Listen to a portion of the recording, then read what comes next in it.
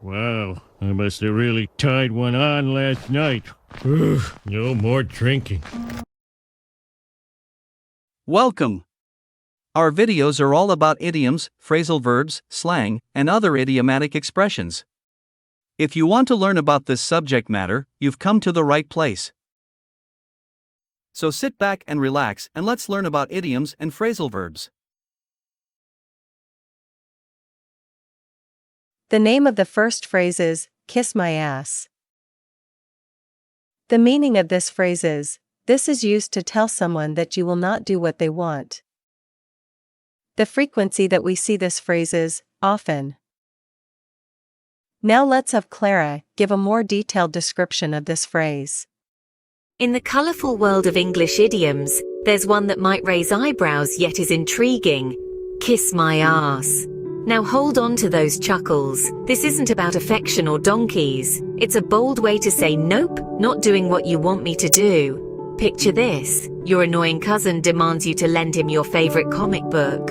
Your reply? Kiss my ass, cousin, which essentially means, no way, Jose. Remember, it's not about literal lips meeting donkeys. It's about standing your ground with a dash of sass. Now let's take a look at some video clips that are examples of this phrase.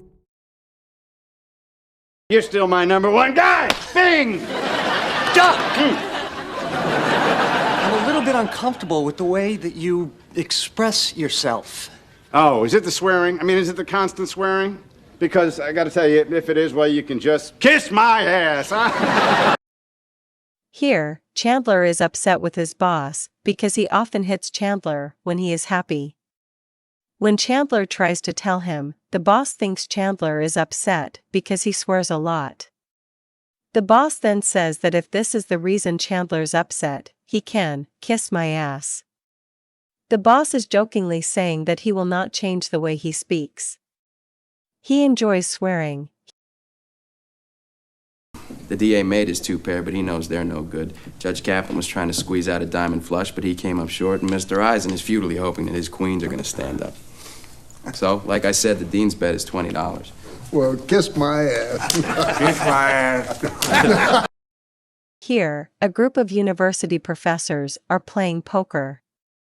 Mike, a student, helps the dean of the school with his bet and tells all of the other players why they will lose the game. Mike is very skillful at this game and knows the cards of all the players. When the professors realize that Mike is correct, they are very surprised and say, kiss my ass. They are amazed at what Mike did, and are saying that they will not continue playing the game because they now realize that they cannot win. Now, if anyone would like to stay, I'm going to hold a comprehensive review session after every class. Do we have to? No. Then kiss my curvy butt goodbye.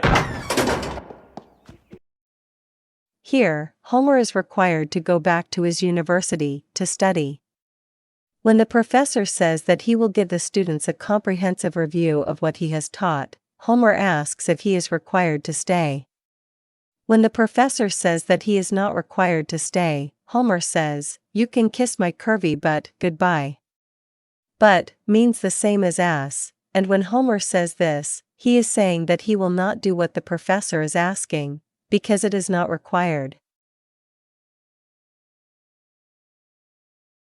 And just to summarize, kiss my ass means that you don't care about someone's opinion.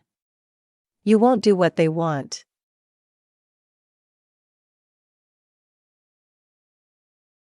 The name of the second phrase is, tied one on. The meaning of this phrase is, this is used to describe someone that has drunk a lot of alcohol. The frequency that we see this phrase is, occasionally. Now let's have Clara give a more detailed description of this phrase. Let's dive into Chapter 2, where we explore the idiom, tied one on. It's a quirky phrase used to imply someone had a hearty serving of alcohol. Visualize your friend waking up after a night of fun, wearing an impromptu lampshade hat, with no recollection of the recent events. This is a classic instance of having tied one on, a term often linked to amusing, if not entirely accurate, post-party tales. We've prepared a selection of video clips to demonstrate this phrase contexts.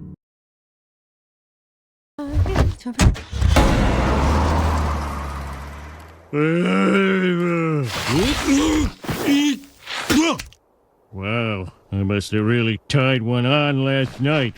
No more drinking. Here, it is morning, and while everyone is preparing to go to work, Homer wakes up on top of his car with lots of snow on top of him. He realizes that he never got to his bed, and says that he must have really tied one on last night. Homer is saying that he must have gotten very drunk the night before, and that he needs to stop drinking so much alcohol. When did I have tacos? Morning, Jimmy. Oh, there it is, tacos. Man, I tied one on. Yeah, you did. So, Here, Jimmy, an old classmate of Leonard, wakes up on Leonard's sofa. He feels quite bad because of so much alcohol that he drank the night before, and he says, "Man, I tied one on." Jimmy is saying that he must have really drunk a lot of alcohol the night before. So, you're finally up. what time is it? 7:30. Boy, I must have really tied one on this time. I'll go get you a doctor. Thanks. Here, a man wakes up in the hospital and has no idea why he is there. He doesn't realize that he killed some people while he was driving his car the night before. When he wakes up, he says that he must have really tied one on this time. The man is saying that he must have drunk a lot of alcohol the night before. He does not yet know that he will be going to jail. And just to summarize, tied one on means to get very drunk.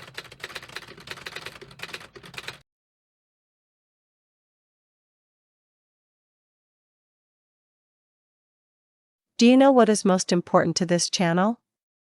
It is you. Life is a journey. We want to share it with you. You got this. And we're here for you.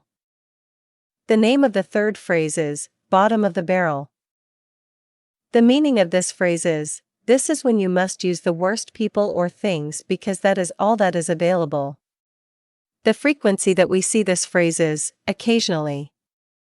Now let's have Clara give a more detailed description of this phrase.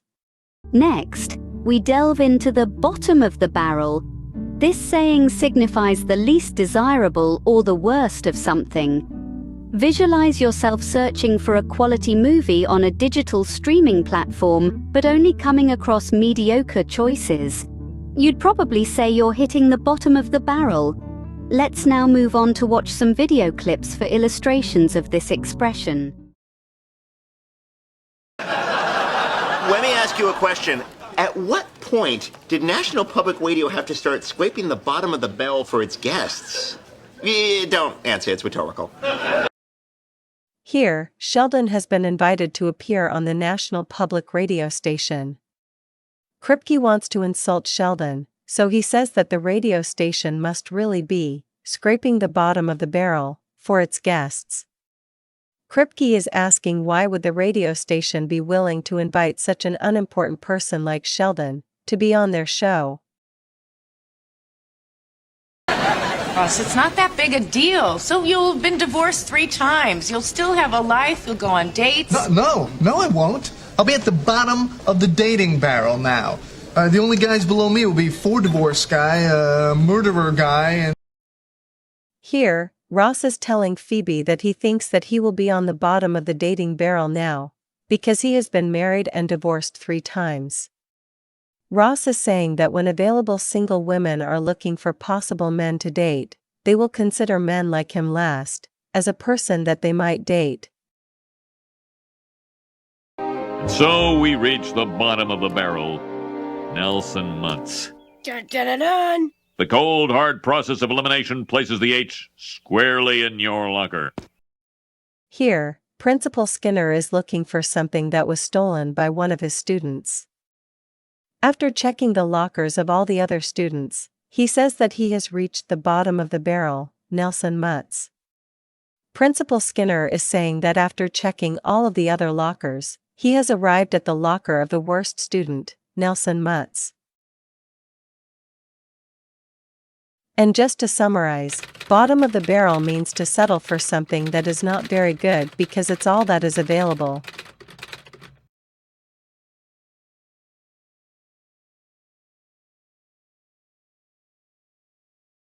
The name of the fourth phrase is spur of the moment. The meaning of this phrase is something that is done suddenly, without any planning. The frequency that we see this phrase is occasionally. Now let's have Clara give a more detailed description of this phrase. Now we spontaneously jump into the realm of the spur of the moment. This saying implies performing an action suddenly without any previous arrangement. For choosing to embark on a road journey with no determined endpoint, this would be a spur-of-the-moment choice. Let's now shift our gaze to some video illustrations that depict this phrase. Penny went to this spa to be away from you. Are you sure you should be going there? I don't want to wait 2 days for us to work this out. Very well. You got married spur of the moment. I don't see why your divorce should be any different. Here, Leonard is following his wife, Penny, to a spa to try to resolve a problem that they're having. Sheldon says that Leonard's decision to marry Penny was done spur of the moment, so he should not be surprised if this decision to go and see her now is done without thinking carefully in advance. Sheldon is saying that Leonard initially got married suddenly, without making a plan, and this new decision, which may cause them to be divorced, is also being done suddenly without making a plan. Hey, no hard feelings about what happened back in Amarillo, huh? It's just one of those spur-of-the-moment deals, you know? Where is he? Here, Marvin is meeting with two gangsters who are trying to find another man, who is known as the Duke. Marvin had previously met these two other men in a different city, and he had punched them. He says that he hopes that they are not angry about what happened previously because it happened in the spur of the moment. Marvin is saying that he never planned to hurt them. It happened suddenly.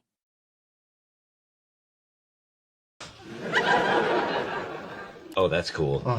It's only $800? Yeah, and that's my bid. You bid $800? It was a spur-of-the-moment thing. I figured it would go for thousands, and I just wanted to be a part of it. Here, Leonard and his friends are looking at a time machine that is being sold online. When Sheldon asks why Leonard would bid $800 for the machine, Leonard says it was a spur-of-the-moment decision. Leonard is saying that he quickly bid $800 for the machine and did not really make a plan before submitting his bid. It was a very convincing song, Marge. There were kicks and everything. Can you sing it again? I'm sorry, it really was one of those spur-of-the-moment type things. Well, I also have a song. Here, Marge arrives late for a meeting regarding closing a burlesque house. When everyone tells her that a group of people sang a very convincing song in support of the house, Marge asks one of the singers if he can sing it again. The man says that the song was put together at the spur of the moment. The man is saying that the song was not planned and that they really can't just sing it again. And just to summarize, spur of the moment means to make a decision or to do something suddenly, without any planning.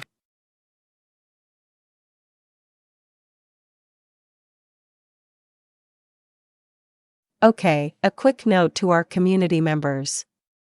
Now please understand that research suggests that we need to see information 5 to 7 times for it to transition from short-term memory to long-term memory.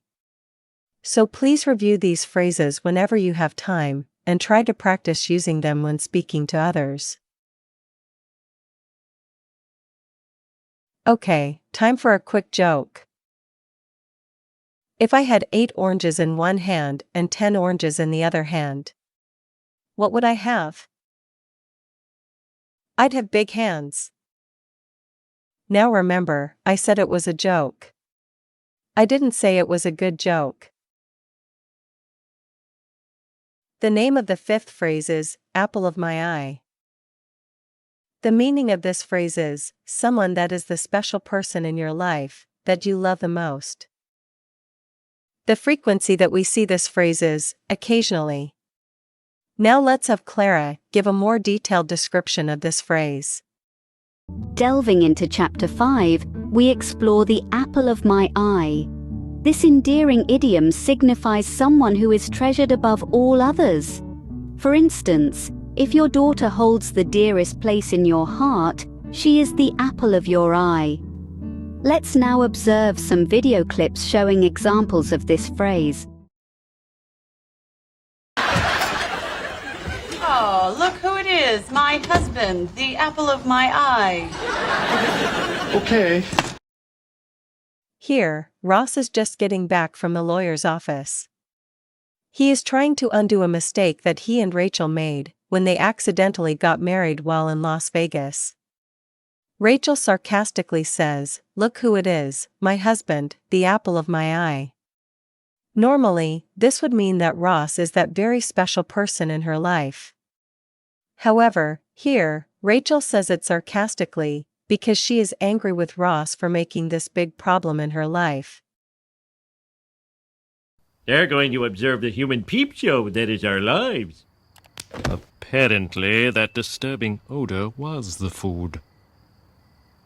So, little Lisa, apple of my eye, how are things down at the old schoolhouse? Here, a group of newsmen are at Homer's house to observe them living their normal lives. However, Homer is trying to act like the perfect father, and says that Lisa, his daughter, is the apple of his eye. Although Homer does love his daughter, he doesn't normally talk this way. He doesn't usually tell his daughter that she is that special person in his life. This is impossible. I don't believe it. It can't be. It just can't be. Jessica's my wife. It's absolutely impossible. Jessica's the light of my life, the apple of my eye, the cream of my coffee. Here, Roger Rabbit has found out that his wife, Jessica, is playing patty cake with another man, without his knowledge. He is in shock and cannot believe that Jessica, who is the apple of his eye, would do this. Roger is very upset because Jessica, a person that he believes is the most special person in his life, would do this. And just to summarize, apple of my eye refers to someone who is very important to you and you are extremely fond of.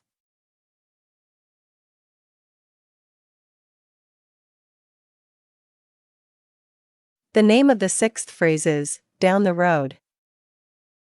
The meaning of this phrase is, in the future. At a later time. The frequency that we see this phrase is, frequently. Now let's have Clara give a more detailed description of this phrase. Next up, Chapter 6 takes us on a journey the road. This phrase signifies events that are yet to happen. If you're contemplating the purchase of a house, but not immediately, you're considering doing it down the road. Now, let's delve into some video clips as demonstrations of this phrase. Well, yeah, I mean, you know how Ross and I have always been on again, off again, on again, off again. I guess I just figured that somewhere down the road, we would be on again. Again. Here, Rachel is talking with her friends about her relationship with Ross. Rachel tells them that although Ross and her have always been in and out of a relationship, she felt that somehow, down the road, they would end up married. Rachel is saying that she always felt that at some point in the future, she would eventually get married to Ross. Since Amy and I have been living together, we've been bickering like my parents used to. And you're afraid you're going to do something like your dad did. Yes, I need to prepare her now to save her from pain down the road.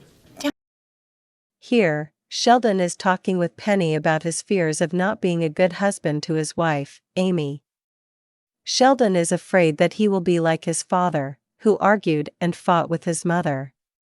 Sheldon says that he wants to prepare Amy for this pain, if, down the road, they have problems in their relationship. Sheldon is saying that if at some point in the future, he starts arguing with his wife, he wants to prepare Amy for the pain that it causes. I'm not suggesting the worst will happen. It's just that somebody with your brilliance gets nibbles about other jobs now and again. Maybe down the road you should look into it. Oh, damn. Here, Ernie, a manager, is talking with Aaron about the possibility that the owners of the news station might fire him from his job.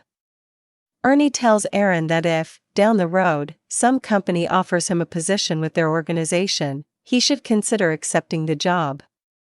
Ernie is saying that in the future, if some company offers him a job, he should consider accepting it. And just to summarize, down the road refers to something that will happen, or have an impact, in the future.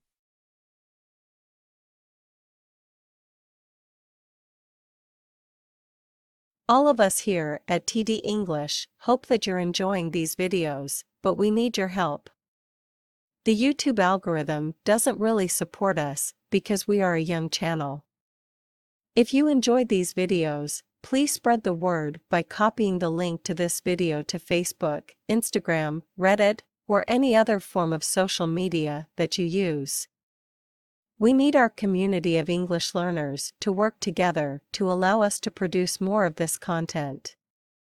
We also want to thank all of you for subscribing and helping us. It is greatly appreciated.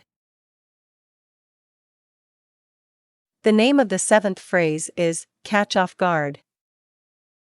The meaning of this phrase is to surprise someone by doing something that they do not expect. The frequency that we see this phrase is frequently. Now let's have Clara give a more detailed description of this phrase. Finally, we sneak up on the phrase catch off guard. This phrase is all about the unexpected, the sudden. Imagine friends throwing you a surprise party. They've effectively managed to catch you off guard. Let's roll some video clips now to illustrate this phrase better. I could, It's okay. Go ahead, ask me. Okay. Do you think maybe sometime I could take you out? Oh, just caught me off guard. Yeah, that would be nice. Yeah. Here, Mike is feeling very nervous because he wants to ask out Phoebe on a date. Phoebe knows that Mike wants to ask her out, and she tells him to do it. After he finally does ask her out, she says, "You caught me off guard."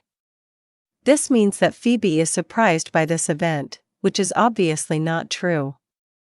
She is just joking. So, it all depends on how you respond to my next 2 words. Impress me. Now? Impress me. You catch me off guard. I don't know where to begin. Impress me. I'm an open book. Ask me any question you So like. you're a go-getter, Yes, sir. ramrod, take charge kind of guy?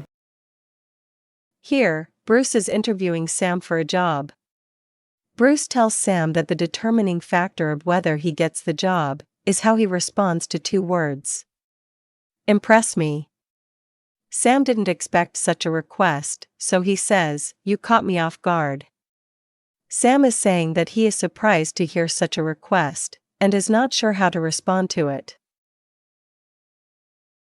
Oh, I am so proud of you. Proud of what? Well, everything.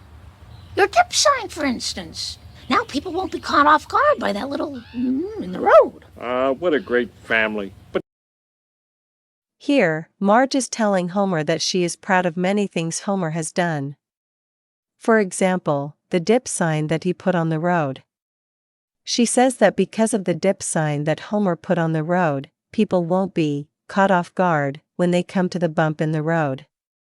Marge is saying that people won't feel surprised when they come to the bump in the road, because Homer placed a sign just before where the bump is. And just to summarize, catch off guard means to surprise someone by doing something when they are not expecting it, or ready to deal with it.